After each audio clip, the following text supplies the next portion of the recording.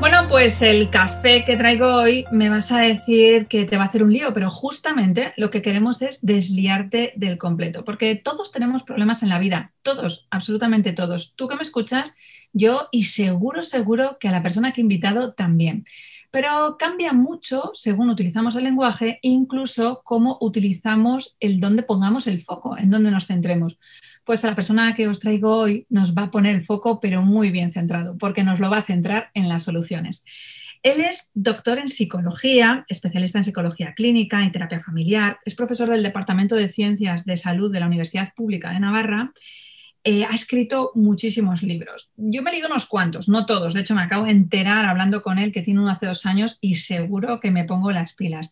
Entre ellos tiene terapia familiar con lecturas, avances en terapia familiar sistémica, 24 ideas para hacer una terapia sistémica breve con Marga Herrero, que a mí me maravilla, le he leído varias veces, 200 tareas para hacer terapia breve, cómo criar hijos tiranos, que eso por si acaso deberíais ya escribirlo, que ese sí lo he leído, e intervención escolar centrada en soluciones. Hace muy poquito, en el 2017, recibió un premio pues un poco por toda la trayectoria y sobre todo pues un poco por el proceso del pensamiento para que centrásemos en otro tipo de soluciones, pero no por cualquiera, sino por la EBTA. Así que tenemos el lujo, el privilegio de contar con alguien que no es fácil. Yo tuve la suerte hace 10 años de que fue mi profe, así que si notas que su forma de preguntar te suena mucho a mi forma de hacer terapia, pues ya sabes de dónde lo he mamado. Os presento a todos a Marc Bellovac. Muy buenas, Marc. Muy buenas, Rosa, un placer. Claro, dices que el lenguaje y la forma de hacernos las preguntas puede cambiar totalmente el foco de nosotros, donde nos quedemos un poco a veces anclados en esas ideas del pasado o cómo podamos conseguir soluciones. ¿En qué consiste exactamente la terapia centrada en soluciones? Bueno, en realidad es lo que acabas de resumir tú ahora, ¿no? Ayudar a las personas que obviamente vienen con un problema de una forma peculiar. Maite, mi mujer, me decía el otro día, a mí lo que me gusta de esta forma de trabajar tuya es que dejáis el problema en la sala de espera. Y digo, hombre, buena metáfora, me voy a quedar con ella. Porque es verdad, la gente acude porque algo les fastidia, les hace sufrir, pero al final en el trabajo con ellos lo que hacemos es centrarnos mucho más en, por un lado, sus futuros preferidos, sus esperanzas, sus metas, y por otro lado, en aquello que ya hacen bien, en aquello que funciona en las ocasiones en que el problema no se da, no aparece. Y esa combinación de esos dos elementos nos permite que puedan avanzar, que puedan conseguir sus objetivos sin necesidad de estar sesión tras sesión dándole vueltas a lo que les preocupa. Pero una de las cosas que a mí me gustó, fíjate, no había visto yo lo de dejar los problemas en la sala de espera, pero me la apunto, se lo dije a Ah, tu también la Maite, que compras, muy seguro que bien. la compro seguro.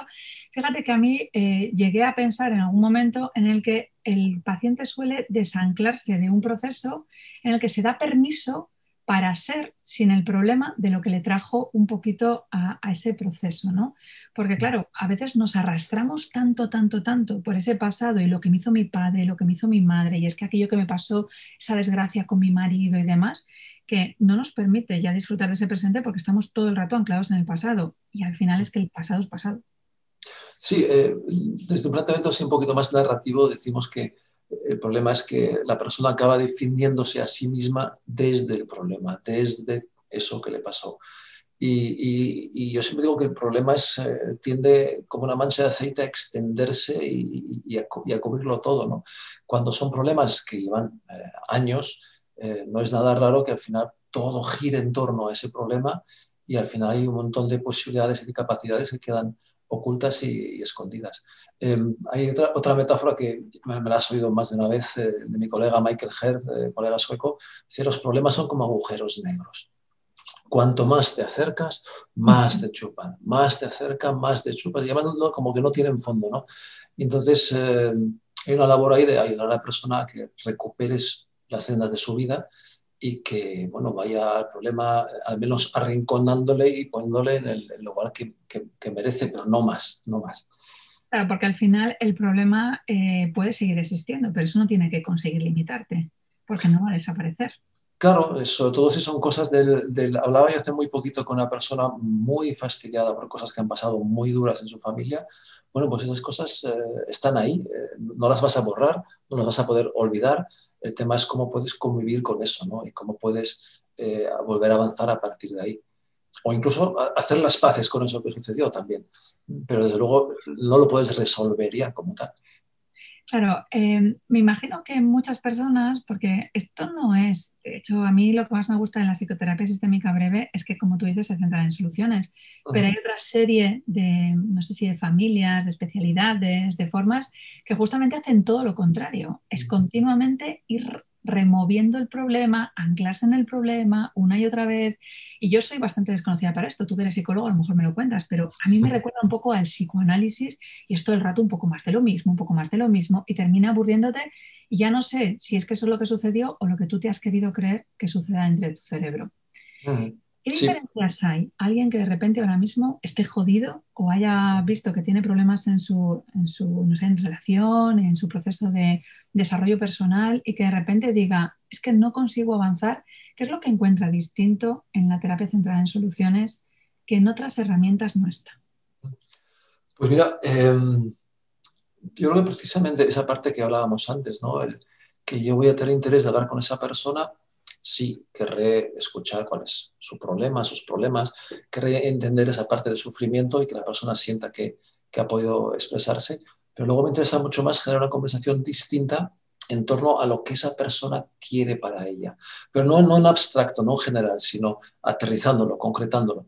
Saber cómo, ya sabes, hay esa técnica que utilizamos de la pregunta milagro, que es invitar a la persona a que se imagine que esa noche, estando dormida, sucede una especie de milagro y todos esos problemas, a veces tan tremendos, quedan resueltos, o al menos lo que él espera de las sesiones lo consigue. Pero claro, como sucede mientras está durmiendo, no se da cuenta. Y a partir de ahí una conversación muy minuciosa sobre todas las pequeñas señales que al día siguiente le han darse cuenta de que ha superado ese problema. Y eso es generar una conversación distinta donde yo me voy a interesar muchísimo por lo que la persona se imagina haciendo, por lo que se imagina diciendo a otras personas, por lo que se imagina pensando sobre lo que se imagina que será la reacción de los demás y el efecto que tendrá sobre ella, y empezar a crear un guión distinto, muy detallado. Yo que soy súper cinéfilo, me gusta pensar que es como crear una película diferente de la cual podamos sacar también pautas concretas para la acción.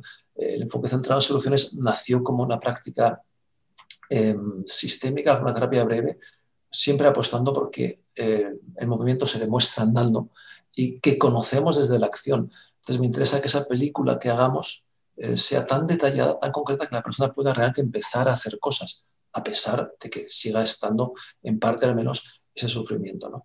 Entonces es más bien ese proceso, acompañado con el otro que te decía también, el reconocer que por muy mal que esté la persona y por mucho poder que tenga el problema, hay ocasiones en que la persona consigue vencerlo, hay ocasiones en que consigue pararle los pies, hay ocasiones en que las cosas van un poquito mejor en esa pareja o en esa familia y que en ese sentido es el cliente, es el usuario el que tiene las claves.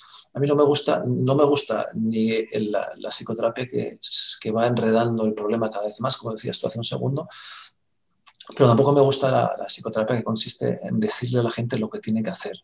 Voy y te enseño habilidades, porque como tú no eres hábil, yo te las enseño. No, yo prefiero apelar a que todos tenemos recursos. Otra cosa es que cuando estamos tan enredados en el problema, estamos obnubilados, no los vemos.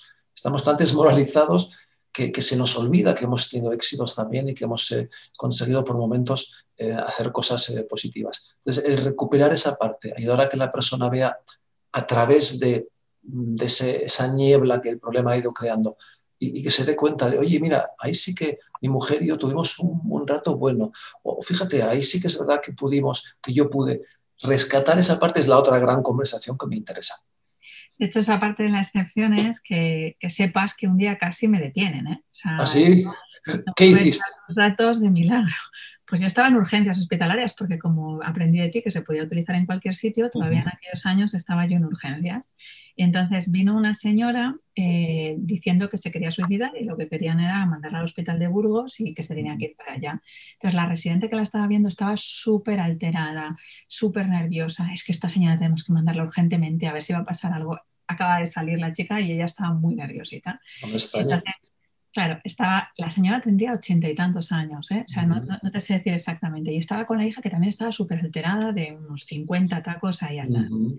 Entonces teníamos unas sillas en el que, pues como las típicas de escuela, de estas de poner el mango, que tú pones así y apoyas, ¿no? Pues de Sí, esas. ujú, Yo me tiré hacia atrás como que estuviera totalmente ahí respandegada, como que me daba exactamente igual, y de repente me dice la señora, doctora, yo quiero suicidarme, así que por favor envíeme ya al hospital.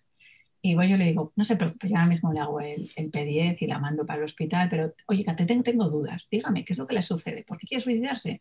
Entonces empieza a contarme, ujú. cuando la chica casi convulsiona, llamó al jefe de la guardia y todo, ¿eh? Porque Ah, le digo, hostia, pues con toda la mierda de vida que tiene, porque esto es jodida, no me extraña que quiera suicidarse, porque es que yo ya lo habría hecho, me habría tirado un ujú. puente. Entonces la señora de repente me dice, oiga, que tan mal no estoy, ¿eh? No estoy tan mal tampoco. Y de repente le digo, bueno, yo no lo tengo claro, yo por si acaso la voy a hacer el volante. No, no, no, mire, es que el otro día, entonces empezó a tirar ella, bueno, la hija no sabía dónde sacarse los ojos, porque decía, le había tocado la médico cholada, claro, es evidente. La residente no sabía qué estaba haciendo, pero la señora salió con ganas de vivir, mirando todas sus fortalezas, todas sus excepciones, y me decía la señora, no sé qué es lo que ha hecho, pero algo habrá hecho. Y yo, nada, lo ha traído usted todo de casa. A los 3 días me vino al hospital de peluquería, habían salido Anda, camisas, habíamos qué tirado bueno. masajes, y la residente decía, ¿y esto cómo se llama? Algo así como terapia centrada en soluciones. Pues espero que te haya gustado cómo va el cambio. Pero claro, es a veces lo que nos arrancamos, ¿no? Porque parece que a veces la solución solo es tomar fármacos, que te Ujú. queden ingresado, que tú te quedes con la etiqueta, que te pongan muchas patologías dentro de ti. Y justamente una de las cosas más bonitas que hacéis vosotros es que quitáis ese tipo de patología, esa etiqueta, para que se den cuenta de quién son ellos. Sí, porque la etiqueta al final te tapa lo que tú eres y te tapa lo que tú haces. Fíjate, en eso que cuentas, que me encanta, están las dos partes, ¿eh? Está la parte de que esta mujer tenía esos recursos ahí, pero fíjate también, si me permites, la habilidad tuya de no hacer lo mismo que no estaba funcionando probablemente, porque seguro que esa hija le estaba diciendo, pero mamá, no te suicides, la residente por supuesto también, y tú encontraste la forma de, yo diría, de colaborar con ella, que es otro término que para nosotros es muy importante, el de colaborar con tu usuario, colaborar con ella, darle la razón en lo que obviamente la tenía, porque seguro que tenía buenas razones para suicidarse, pero de esa forma también no te pusiste en su contra, no fuiste una persona más que le dijo, venga, no lo hagas, sino que le permitiste en realidad que ella misma pudiera empezar a encontrar sus razones, ¿no? Así que sí, ese es el tipo de conversaciones que a mí me gustaría grabar, pero esto, en los hospitales no nos dejan, no nos dejan hacer esas cosas, porque hablábamos antes, ¿sabes?, de las entrevistas de oración. De hecho, pero fíjate, pero aprenderíamos todos y aprenderíamos mucho, pero yo creo que aquí no sé si es tanto el pudor desde lo profesional, que a veces podemos enseñar una placa o un análisis o ver cómo son las tripas por dentro, ¿no? Que oye, ver un colon por dentro y ver exactamente cómo son las tripas, íntimo es, Marc. Con lo que yo creo que aquí a veces, no sé si pecamos un poco los profesionales, porque creo que se podrían grabar entrevistas desde todos los sitios, ¿no? Desde cómo te relacionas con tus hijos, desde cómo están los sanitarios ahora relacionándose, ¿no? Que yo creo que se va a hacer muchísima falta que salgamos un poco del foco para que nos demos cuenta en las soluciones que se han utilizado, las fortalezas de los compañeros y demás. Y a veces incluso, pues con hijos, como tú decías antes, ¿no? Pues cómo hacer una intervención centrada en una solución totalmente desde un punto de vista educativo, ¿no? Porque parece que es que tiene que ser lo que tiene que ser y si no te pongo una etiqueta ya está. Mm, sí, sí, sí. Dos cosas al hilo de lo que tú dices. Por un lado, yo creo que en el sistema sanitario tenemos como la fascinación por las máquinas, eh, esa fascinación por la tecnología, que desde luego es fundamental y está muy bien, pero al final la herramienta más precisa que tenemos, mucho más precisa que el láser más afinado o que el TAC más tal, es nuestro lenguaje, son nuestras palabras, cómo gestionamos la conversación. Y junto con eso nuestras orejas también. Tú a esta señora obviamente le escuchaste la angustia que tenía y le escuchaste el malestar que tenía tan grande, aparte de ahí pudiste trabajar. Pero claro, como todos hablamos y todos escuchamos, parece que no tiene valor y es muy fácil utilizar el lenguaje sin querer en la dirección de alimentar más los problemas y requiere cierta pericia y cierta habilidad y mucha práctica el llevarlo un poquito por el otro lado. Con las etiquetas pasa exactamente lo mismo. Al final, cuando dicen, no, es que este niño tiene TDAH o este niño es un TOC o este niño es no sé qué. Estamos utilizando lo más sencillo, que es plasmar ahí la etiqueta, y nos estamos perdiendo un montón de conversaciones interesantes sobre qué es lo que hace y deja de hacer, qué es lo que necesita y deja de necesitar. Y toda una especie de conspiración entre el tipo de lenguaje que utilizamos y luego el sesgo negativo que tenemos. Yo estaba el otro día leyendo un artículo clásico de Baumeister que se llama algo así como lo malo es más fuerte que lo bueno. Y se dedica durante 30 o 40 páginas a revisar toda la evidencia de investigación sobre que los sesgos cognitivos que tenemos negativos pues tienen su sentido evolutivo, porque es lógico que tú estés mucho más atento a las amenazas, al lobo que te come, a la tribu contraria que te quiere matar y luego comer, que a las florecitas del campo o al amor o la amistad.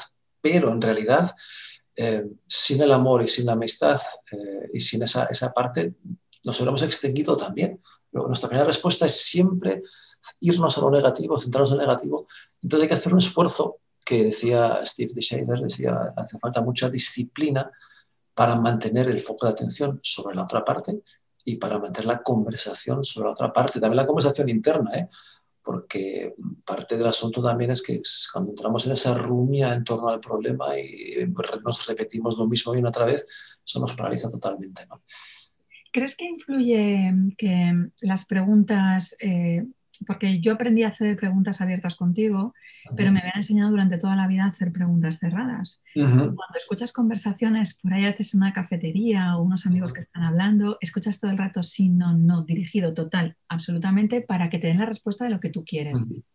¿Crees que eso sería más sencillo, que pudiéramos hablar con ese lenguaje abierto, con esa escucha mucho más activa, si en vez de escuchar y preguntar al otro, empezáramos a cuestionarnos a nosotros mismos con la posibilidad de crecer, ampliar y no buscar solo el problema? No lo sé, no lo sé. Fíjate, yo creo que son planos distintos. Yo creo que desde el plano, ahora estoy pensando más en profesionales, porque yo creo que en realidad las conversaciones naturales y espontáneas es verdad que se van también hacia lo problemático, pero de una forma un tanto diferente. Pero pensando en los profesionales, yo creo que hay una parte de adquirir hábitos un poquito distintos, hacer, pues eso, preguntas más abiertas. ¿Qué es lo que le interesa a usted? ¿Qué sensaciones tiene? ¿Cómo le gustaría que fuera? Más que sí o no, sí o no. Es que es un poquito más muy el modelo vuestro de los médicos, ¿no? Que es una forma muy eficiente para chequear ciertas cosas, pero muy poco eficaz para realmente escuchar. Yo creo que hay como ese hábito lingüístico que yo creo que conviene entrenar entre los profesionales, también entre los padres, porque es muy diferente que tú a tu hijo le preguntes, wow, qué chulo este dibujo, ¿cómo lo has conseguido? A que le digas solamente, oye, muy bien, pues hazlo más. No tiene nada que ver. Y fíjate, lo que tú dices, probablemente sí. A ver, yo creo que como profesionales, si quieres trabajar de una forma colaborativa y centrada en soluciones, necesitas tener, sobre todo, mucha humildad, mucha como curiosidad genuina por aprender de esa persona que tienes enfrente, por aprender cuáles son sus recetas, sus trucos, cuál es su realidad. Y yo creo que hay una posición que hay que trabajarse, que es la de la humildad como terapeuta. Decir, bueno, pues vale, esto es la muchacha anoréxica 101 que veo, pero vamos a ver qué me cuenta ella que sea distinto, ¿no? La otra parte, lo que tú dices, yo lo veo casi más como un resultado de esa disciplina. Si tú te acostumbras a preguntar de una cierta forma, si no solamente preguntas, oye, ¿qué tal estás? Sino, cuéntame, ¿qué va mejor desde la última entrevista? Si haces las preguntas de una cierta manera y haces una apuesta auténtica por los recursos y el cambio, eso al final te va cambiando a ti también, porque a esas preguntas tuyas la gente contesta de una cierta forma que a su vez dice, pues mira, es verdad que tenía recursos y posibilidades. Yo lo veo más desde ahí, dentro de que tú hagas un proceso de desarrollo, de crecimiento, sin duda viene bien, pero son para mí cosas diferentes. Yo creo que hay gente que tiene como mucho ese proceso de desarrollo, pero si tú no tienes luego las herramientas, acabas hablando de la forma que has hablado siempre, porque el lenguaje es como respirar. No nos damos cuenta de cuando respiramos mal hasta que no nos paran y nos dicen, oye, mira, prueba a respirar de esta otra forma. Entonces son dos cosas interesantes, pero las dos las veo interdependientes pero distintas. Claro, no, no, y lo veía de esa manera, ¿eh? ¿Sabes? Creo que además esto lleva mucha práctica, no solo conocimiento, sino llevar mucha práctica y, como dices tú, muchas horas de diván, de poder escuchar o de conversaciones andando, de muchas situaciones. A lo que me refería era porque a mí me ha recordado mucho cuando he estado con otras formaciones, cuando te han enseñado a visualizar, ¿no? Los siguientes pasos, y hay gente que utiliza muchas escalas, ¿no? Y entonces yo digo, ay, ya sé de dónde viene todo esto, ¿no? O sea, es en cómo va ese proceso, que a veces esa visualización que tú estás haciendo, en el fondo no deja de ser la pregunta milagro, pero que te la estás contando cuando te estás escuchando una serie de voz que tú no estás poniendo ni palabras ni nada, pero sabes a dónde te guía de una forma distinta. Entonces, me, me refería un poco porque a veces es que nos cuesta tanto hacer incluso a nosotros esa pregunta milagro, esa visualización respecto a nuestra vida, que Sí, suele resultar incluso más sencillo hacérsela al otro, porque esperamos que el otro nos conteste y casi si no nos contesta, casi que nos enfadamos. Yo me acuerdo que al principio, si de repente yo decía la pregunta milagro, la hacía perfecta y me decían, ah, pues no sé. Y yo decía, ¿cómo no vas a ver si le he hecho exactamente desgraciado, igual, ¿no? contéstame lo que tienes que contestar.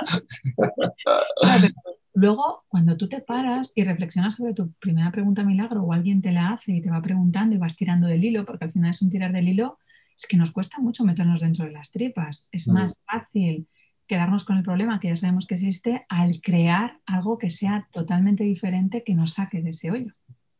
Y fíjate, lo que me estás sugiriendo, lo que tú estás planteando, a lo mejor parte de ese proceso de desarrollo como personal, digamos, es también que tú te plantees a ti mismo las mismas preguntas. A eso me refería. Yo hace ya bastantes años, pues al final que yo llevo casi 30 años con esto, yo al principio lo veía como algo muy técnico, digamos, y desligado de lo personal. Luego me fui dando cuenta de que ante situaciones diferentes, ¿por qué no me planteaba yo a mí mismo la pregunta milagro? Ujú. ¿Por qué no me planteaba yo mismo de 1 a 10 dónde estoy en vez de solamente despotricar, vaya mierda que me ha salido esto, oh, qué desastre? A ver, de 1 a 10, donde uno es el mayor desastre del mundo, o sea, es como para avergonzarte y esconderte debajo de la tierra, y 10 es, bueno, no estuvo tan mal, ¿dónde? Entonces yo creo que al final el preguntarte a ti mismo, el hablar contigo mismo de esa forma y también darte cuenta de cuando estás rayado en el problema y dándole vueltas una y otra vez, realmente ayuda, ¿eh? Yo creo que, al menos yo siento que mi vida personal y mi forma de gestionar mis conflictos eh, está cada vez más en consonancia con lo que me gusta hacer con mis clientes, usuarios o alumnos. Con los Ujú. alumnos me pasa lo mismo, me gusta que ellos piensen y que ellos generen sus soluciones y a ser posible lanzarles yo preguntas, ¿no? Y hacerles algún examen de Kahoot también de vez en cuando para que no ¿Alguna se vez, olviden que están en la uni. alguna vez te han dicho, bueno, ves que este tipo de terapia es para lavarse las manos, ¿por qué no os pringáis? Solo hacéis preguntas. Sí, sí, lo que pasa es que preguntar es muy comprometido. Preguntar es muy comprometido. Y hablar con la gente es muy comprometido. También te digo, por ejemplo, en trabajo con parejas, que es un tema que me ha interesado mucho en los últimos años, tal vez porque era el tipo de situación con el que éramos menos eficaces, y eso lo vimos ya. En el 2000 publicamos un estudio y el tipo de problemas que peor daban eran los de pareja, ¿no? Entonces ahí hemos ido evolucionando. Con Marga Herrero he trabajado bastantes cosas y ahí hemos incorporado algunas cosas para movilizar las emociones directamente en la sesión. Ujú. Eh, es decir, que yo creo que las preguntas son comprometidas, pero claro, si yo no solo le pregunto a la mujer, al marido o a la mujer que ha ido mejor, sino que les pido que se cojan de la mano y se miren a los ojos. Y eso, en vez de contármelo a mí, se lo cuenten a ellos. Ujú. Estoy utilizando la misma pregunta, pero estoy añadiendo un poquito esa parte, pues bueno, del contacto visual, del contacto con las manos, que casi casi es un pecado en estos tiempos de pandemia, pero la pareja puede hacerlo, ¿verdad? Y eso añade una dimensión más. Yo creo que en terapia centrada en soluciones, durante demasiados años descuidamos un poquito el foco sobre lo emocional. Eh, lo que pasa es que es verdad que las emociones al final están también como ahí en las conductas. Y si alguien realmente te describe con detalle que se imagina haciendo diferente con su pareja, está generando también esa emoción. Pero si además lo explicitamos y en la sesión hacemos cositas o que uno recline su cabeza en el regazo del otro o que se den un abrazo de una forma un poquito distinta, ese tipo de cosas amplían en la conversación, pero sigue manteniendo el foco sobre lo positivo. Y hay algunas cosas que hemos ido descubriendo en los últimos años que encajan muy bien con lo que hacemos y amplían y creo que facilitan y hacen un poquito más la vida todavía. ¿Qué tipo de esas herramientas podrían utilizar padres que ahora a lo mejor nos están escuchando? Y Uh-huh. estabas hablando de la pandemia y que parejas se pueden mirar y abrazar, pero claro, tenemos adolescentes Uh-huh. encerrados en casa con todas sus hormonas y a veces no tan adolescentes porque adultos que no han podido tener pareja, que ahora está complicado, ¿no? El poder ligar, el darte permiso, el saber qué Uh-huh. sucede por los miedos.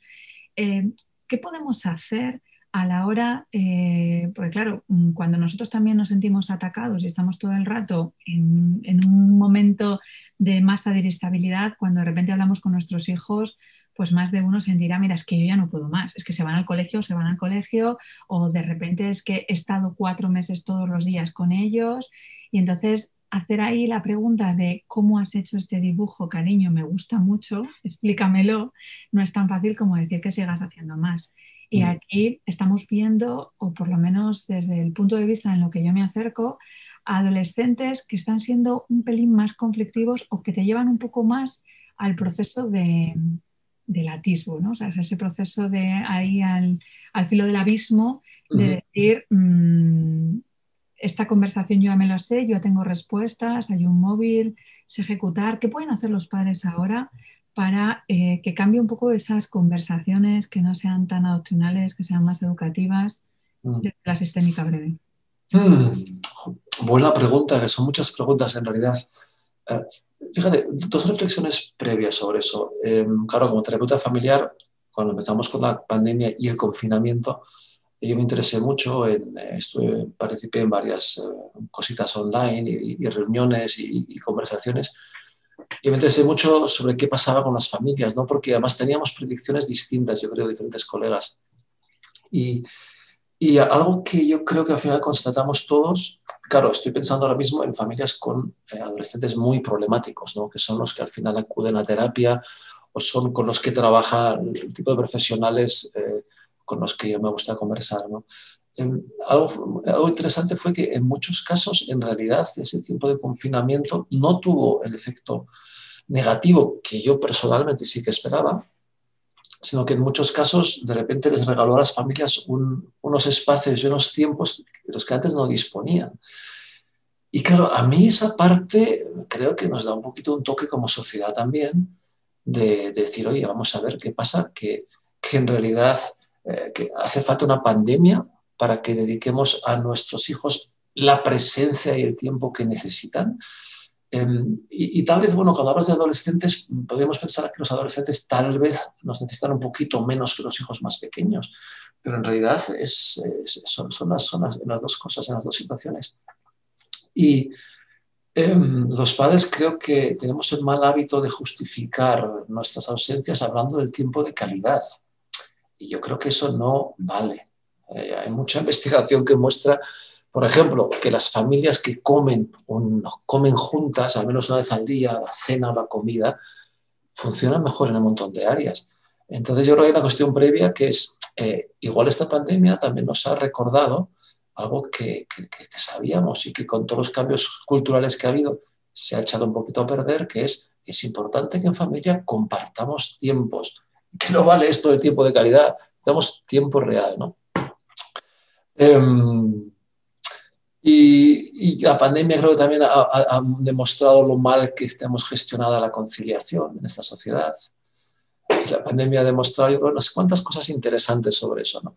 En lo que tú me dices, yo no creo que haya recetas mágicas, la verdad. Para mí sigue siendo el estar dispuesto a sentarte con el adolescente y escuchar sus historias, interesarte, aunque en el fondo no te interese nada por el TikTok que ha montado con no sé quién y por el challenge que van a hacer no sé cómo, y, y apostar más por la parte relacional y de cariño y no solo por el no, no, no, no que hablábamos antes, ¿no? Y cuando hablábamos antes, tú decías bien, claro, es que al final la pandemia es una especie de macro prohibición constante, ¿no? Y yo lo pienso, digo, joder, si a mí me lo pilla esto de adolescente, o peor aún, en mi época de estudiante universitario, ¡buah! Estás con mascarilla, no te ves, no puedes hacer fiestas. ¿qué Salamanca? Ciudad universitaria, ¿qué Salamanca sin fiestas? ¡Wow! Entonces, bueno, no es de extrañar, aunque obviamente no es lo correcto y obviamente creo que hay que llamar a la responsabilidad, pero no es de extrañar que la gente se desfase por momentos porque es mucho tiempo además. Entonces yo creo que también como padres empatizar con eso y decir, pues mira, no me extraña que estés hasta los cojones, es que yo también estoy hasta los cojones de esta, es que tengo ganas de abrazar a mis amigos, me cago en 10.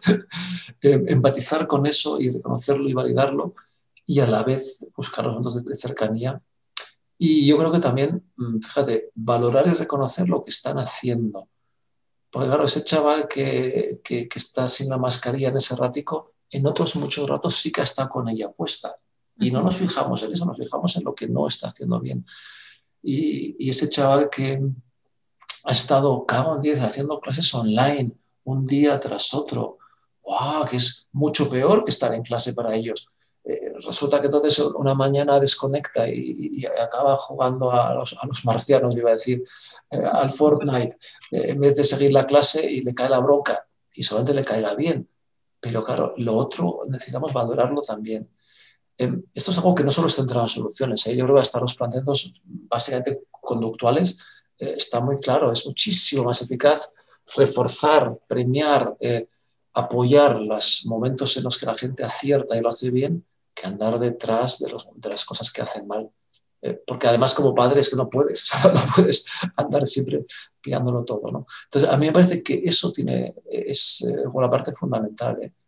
Como diría un político al uso, poner en valor todo eso que el chaval está haciendo bien. Mira, fíjate, de hecho, cuando llevamos unos 4 meses de pandemia, gente que superviso en servicios sociales especialmente, estaban muy preocupados porque estaban viendo que muchos de esos usuarios eh, tenían dificultades para seguir todas las normas higiénicas y todo esto, ¿no? Muchos de esos usuarios, muchas veces familias desestructuradas con muy poquitos medios, etcétera, realmente o sea, era difícil para ellos mantener el tema de las mascarillas, el tema de las horas, todo esto. Y estaban entrando como en batalla con las familias, estaban entrando un poquito en ese juego de poli que persigue al infractor, ¿no? Entonces yo les publiqué una serie de preguntas que parten de la otra parte, que parten de preguntarles a los padres en qué ocasiones lo están haciendo bien, en qué ocasiones se están protegiendo bien, qué cosas sí están haciendo para cuidarse como familia, para evitar los contagios, qué están haciendo bien sus hijos adolescentes y empezar la conversación desde ahí, ¿no? Luego, por supuesto, hay la opción de seguir la conversación sobre qué más podrían hacer o qué más se ven haciendo. Pero primero, partir de lo que sí que están haciendo bien ya.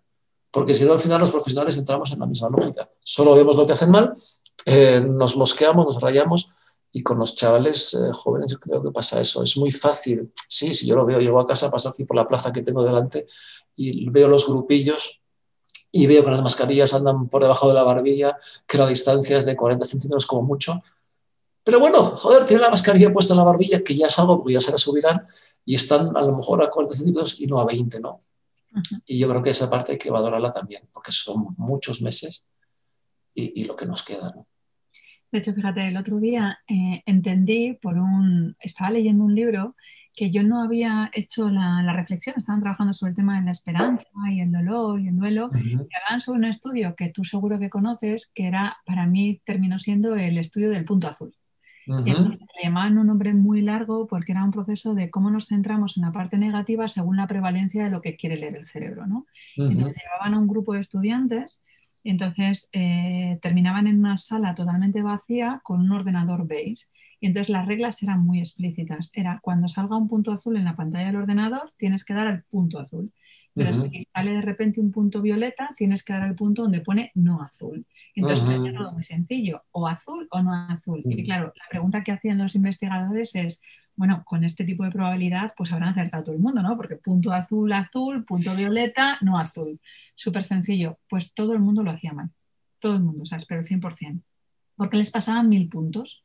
Y entonces eran 1000 puntos que iban aleatorios. Y había un Uh-huh. momento en el que cuando eran azul, azul, azul, pasaban violeta, violeta, azul, azul, Uh-huh. azul. De repente el cerebro ya no veía el violeta y lo que veía era todo el rato azul. Y entonces Uh-huh. en esos 1000 puntos se distorsionaba.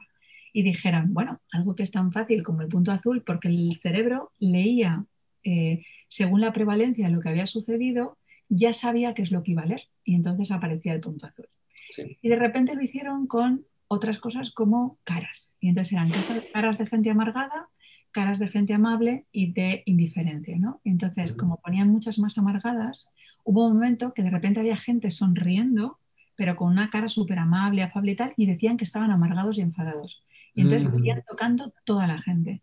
Y claro, yo a esto le veía la opción de cómo pueden distorsionar todo ese tipo de preguntas, palabras, lo que estabas diciendo tú ahora mismo de pone el foco en lo positivo y no solo en lo negativo de lo que ya estás viendo, pero es que nos petan el cerebro hablando todo el rato de lo negativo, nos están poniendo un Sí, foco directo sí, en lo que no está funcionando y en sí, donde no quieren que vean. En el sí. fondo, a veces pienso que los políticos saben de sistémica y nos condicionan un poco para llevarnos a saber hacia dónde tenemos que ir. Podría ser, ¿eh? Podría ser, podría ser. Mira, lo que tú dices, fíjate, me parece muy interesante y es verdad porque nuestro cerebro en el fondo es vaguísimo. Bueno, no es que sea vaguísimo, es que como consume tanta energía, tanta glucosa, pues necesita simplificar las cosas al máximo. Y esto se relaciona con otra cosa que es, porque para mí no solo es el tema del color del punto que aparezca, es también, si tú tienes que marcar una tecla que ponga azul y otra que ponga no azul, ese no de la tecla no azul te genera problemas. Y en esto, en estos últimos años, he ido descubriendo cada vez más investigación que va totalmente en la línea de lo que desde la terapia centrada en soluciones planteamos hace mucho tiempo, que es no hables de lo que no quieres para tu futuro, habla de lo que sí quieres para tu futuro. No hables de lo que no está haciendo bien tu hijo, habla de lo que sí está haciendo bien. Y esto para padres, eso podría ser otro consejo práctico. El ir, en vez de ir con el no por delante, no hagas, no hagas, no hagas, ir con el haz esto, haz esto, haz esto, ir con el sí por delante. Para padres y para maestros, ¿eh?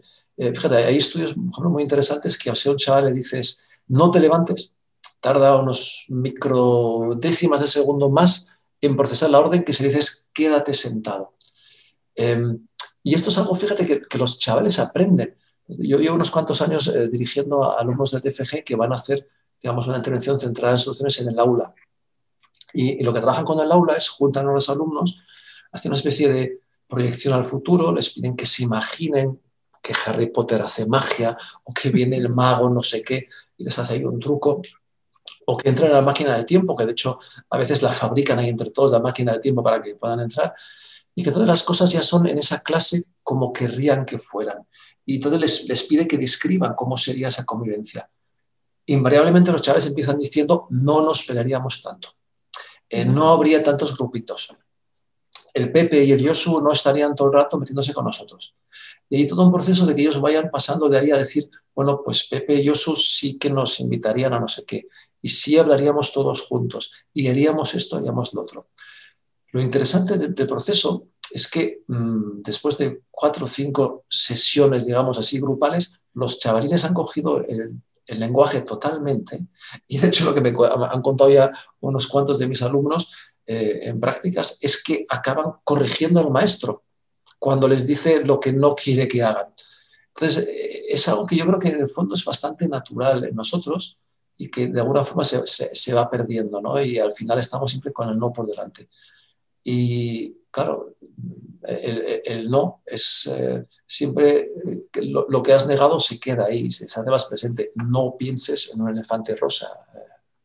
¿Verdad, Rosa? Yo estaba pensando que vas a tener que ver la película, que a lo mejor ya la has visto, Uh -huh. El Día del No, o sea, bueno, se llama El Día del Sí. Anda, no la he visto, no. ¿No la Cuéntame has de quién visto? es. Se llama Yes Day. Yes Day. Oh, qué bien, me encanta. Acaba de salir en Netflix, es una peli familiar para poder ver todo el mundo, pero yo creo que en terapia la vas a sacar mucha jugada, porque lo que es el día del sí, ¿no? Entonces, tienen un poco la estructura de un padre y una madre que a todos se atrevían. De hecho, si sus padres les decían que no, pues ellos hacían que sí, ¿no? Y entonces justamente hacían todo el contrario. Y siempre había atrevimiento, a pesar de que hubiera miedo y demás. Y cuando se transforman en padres, empiezan de repente a todo lo que habían dicho que sí eran no, no, no, no, y están todo el rato con el no, ¿no? Entonces, claro, los hijos se quejan continuamente de que no hay un momento de espacio, que ya saben qué les van a decir, que no pueden confiar en ellos, ¿no? Porque todo el rato estamos con el no. Y es una comedia de un poco del humor, pero un poquito ácida, de que nosotros nos miramos las tripas, de saber un poco cuántas veces estamos todo el rato con el no por delante cuando queremos que nos den el sí a nosotros y sobre todo cómo cambiar esa estructura de mente.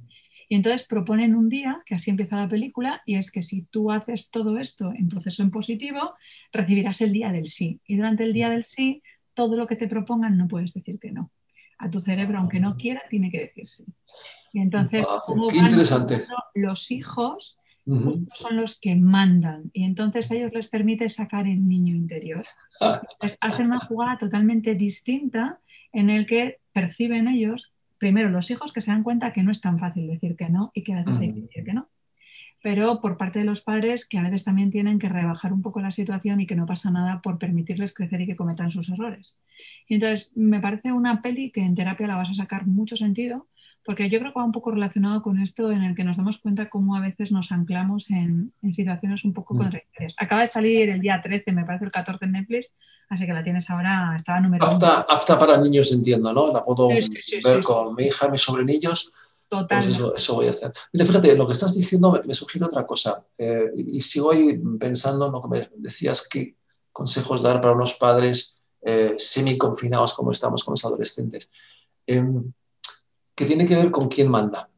Y yo lo que veo con cierta frecuencia es que cuando llega la adolescencia, los padres nos empeñamos en seguir funcionando como funcionábamos con los pequeños y padres que se enganchan mucho en el tema del premio, del castigo, de la Mm. amenaza, de la promesa.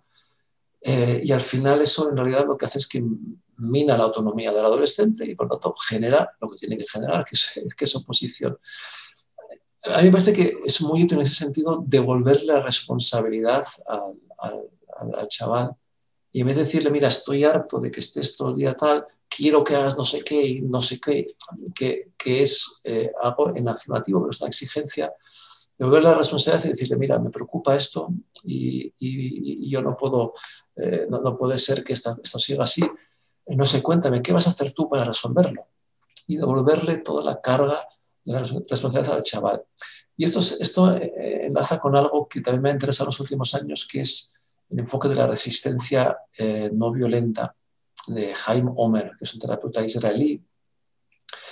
A ver, es algo pensado para adolescentes sumamente problemáticos en casos inicialmente de violencia filioparental, aunque luego lo ha aplicado a otras muchas cosas, donde básicamente los padres no ceden al chantaje de ese hijo que les amenaza, les extorsiona, y se plantan, en este caso, con un no, que sí que es muy útil, un no firme y convencido y muy sereno, pero a la vez que dice, mira, esto no puede ser, porque no puedes estar fumando porros en tu habitación, le devuelven la responsabilidad, dicen, esto no puede ser, ¿qué vas a hacer tú?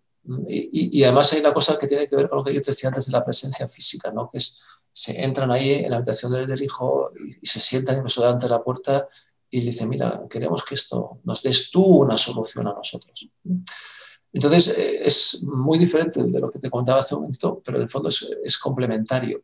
Hay Ujú. una parte en la que necesitamos ver, pedir las cosas desde lo que sí queremos ver, en una parte donde necesitamos detectar lo que sí está funcionando bien, pero cuando hay alguna cosa donde necesitamos realmente mantener un no sostenido a una conducta peligrosa, a conducta agresiva, ahí necesitamos al revés, ser más firmes, tranquilos y calmados, pero también devolverles a ellos la responsabilidad. Porque ya no son niños, ya son adolescentes que en realidad todo lo que sea sentir que ellos deciden y que ellos generan algo, les va a valer mucho más que lo que hagan por mera obediencia, ¿no?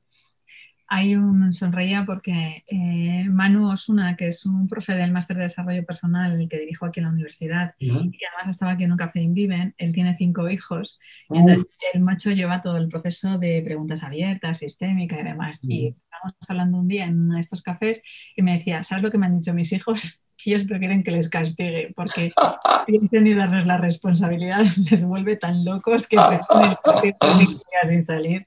que no les vuelva loco, porque claro, él cuando le decía eso, ¿no? O sea, bueno, y ahora cuéntame, ¿cuál es tu responsabilidad? ¿Qué es lo que vas a hacer tú ahora? Era como, es que es muchísimo más marrón, castígame, ¿no? Y como él Claro. no cedía.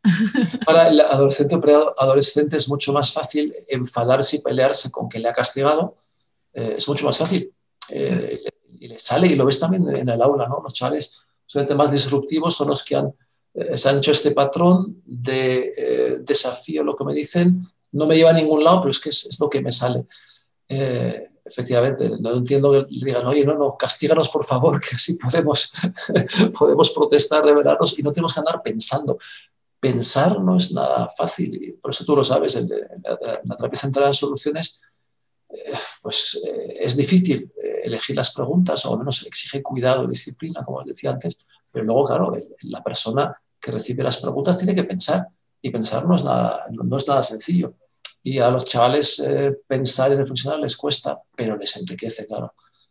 De hecho, creo que tendríamos que hacerlo todo, no solo los chavales. O sea, es que en vez de que nos Sí, quejáramos, que nos dieran sí, responsabilidades y que pensáramos qué podríamos hacer nosotros, en vez de sí, quejarnos todo el rato, que hay mucha gente que se queja, pero no piensa opciones, ¿no? sí. Yo iba a decir, por momentos parece que es el deporte nacional, ¿no? Pero bueno, mundial más bien. Y con buenas razones por momentos, ¿eh? Lo que pasa es que cuando la queja lo invade todo, te paraliza y te desmoraliza y te desempodera. Pues Marc, muchísimas gracias por todo lo que nos has contado. Yo creo que habrás Gracias a ti. provocado más que nada muchas semillitas en más de uno para que se planteen que la terapia centrada en soluciones pueden ser muchas respuestas a problemas que hasta ahora no estaban viendo porque estaban solo dándole vueltas exactamente a lo mismo. Ha sido un placer poder charlar contigo. Lo mismo digo, y gracias por la recomendación, y ya te contaré, ¿eh? Como la peli luego sea mala, te mandaré un WhatsApp y te diré, Rosa, ¿qué ha sido eso que me has recomendado? No esperes que sea Pulp Fiction o un origen, pero para sacar cositas y además dar pautas de reflexión así, Seguro que sí, seguro que sí. Genial. Oye, un besazo, ¿eh? Un placer. Muchas gracias, Marc. Pues ya lo habéis oído, nos toca ponernos las pilas, dejarnos de quejar y sobre todo plantearnos en los cómo, valorar un poco cómo van a ser esas preguntas milagro, que nos fijemos más en nuestras excepciones cuando nosotros lo conseguimos y que no nos centremos tanto en aquello que no sale. Un placer, como siempre, estar aquí con vosotros. Nos vemos en el siguiente café.